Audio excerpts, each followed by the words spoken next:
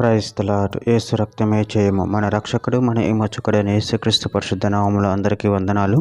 చిన్న ప్రార్థన ద్వారా ఉదయకాల వాక్యధ్యానం చేసుకుందాము. పరిశుద్ధుడ మహాగణుడైన దేవ యేసయ్య సర్వాధికారి నాయన మీకే వేలాది వందనములు కృతజ్ఞత స్తుతి స్తోత్రం చెల్లించుకుంటున్నాను దేవ ఉదయకాలం ప్రభావ వాక్య భాగం ధ్యానిస్తుండగా వాక్య భాగం మాకు అర్థమైనట్లు సహాయం చేసి మీ కృపలో బలపరిచి నీకు మాదిరిగా మమ్మల్ని నడిపించమని ఈ చిన్న ప్రార్థన ప్రభు ఒక యేసుక్రీస్తు పరిశుద్ధ నామములో అడిగి వేడుకుంటున్నాను తండ్రి. Amen amen. కీర్తన గ్రంథం 145 అధ్యాయం 9వ వచనము. యెహోవా అందరికీ ఉపకారి, ఆయన కనికరములు ఆయన సమస్త కార్యముల మీద నున్నవి. ఆమెన్. దేవుడి వాక్య భాగం దీవించిన గాక.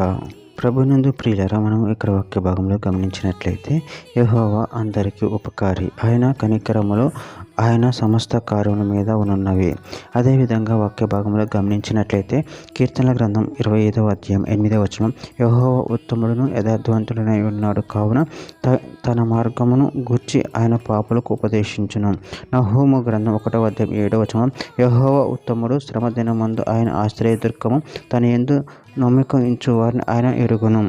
మత్తయి సువార్త 5వ అధ్యాయం 45వ వచనం. ఆయన చెడ్డవారి మీదను మంచివారి మీదను తన సూర్యుని ఉదయింపచేసి నీతిమంతుల మీదను నీతిమంతుల మీదను వర్షము కురిపించుచున్నాడు.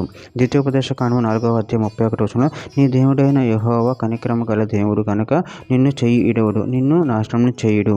తాను నీ పితరుల ప్రమాణం చేసిన నిబంధనను మర్చిపోడు. కీర్తన గ్రంథం 86వ అధ్యాయం 5వ వచనం. ప్రభువా, నువ్వు దయాళుడు, క్షమించుటకు సిద్ధమైన మనసు గలవాడువు, నీవు మొరపెట్టు వారి అందరి ఎడల కృపాతిశయము గలవాడువు.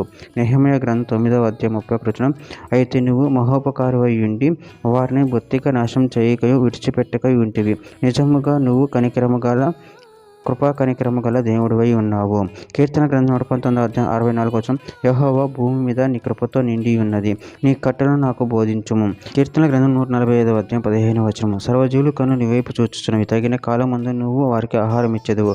లూకా సువార్త 6వ అధ్యాయం 30వ వచనం. మీరైతే ఎట్టివారిని గూర్చి అయినా నిరాశ చేసుకొనక నీ శత్రువులను ప్రేమించుడి, మేలు చేయుడి, అప్పు ఇడి, అప్పుడు మీ ఫలము గొప్పదై ఉండును, మీరు సర్వోన్నతుని కుమారులై ఉందురు. ఆయన కృతజ్ఞత లేని వారి ఎడను దుష్టులేడను ఉపకారి అయి ఉన్నాడు.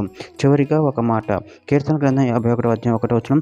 దేవా, నీ కృప చొప్పున నన్ను కరుణింపుము, నీ వాత్సల్య బాహుల్యం చొప్పున నా అతిక్రమములను తుడిచివేయము. ఆమె. దేవుడి వాక్య భాగం దీవించిన కక్క చిన్న ప్రార్థన చేసుకుందాము. పరిశుద్ధుడ మహాగణుడైన దేవ యేసయ్య, మీరు ఇచ్చిన వాక్యదాన్ని బట్టి ప్రభు కృతజ్ఞతలు చెల్లించుకుంటూ నాయన మీరే కృపా సత్యము గల దేవుడు ఉన్నారు తండ్రి. మీ ప్రేమలో కృపలో నిరంతరం కాచి కాపాడమని నీకు మాదిరిగా మమ్మల్ని నడిపించమని చిన్న ప్రార్థన ఈ నామములో అడిగి వేడుకుంటున్నాను తండ్రి. ఆమెన్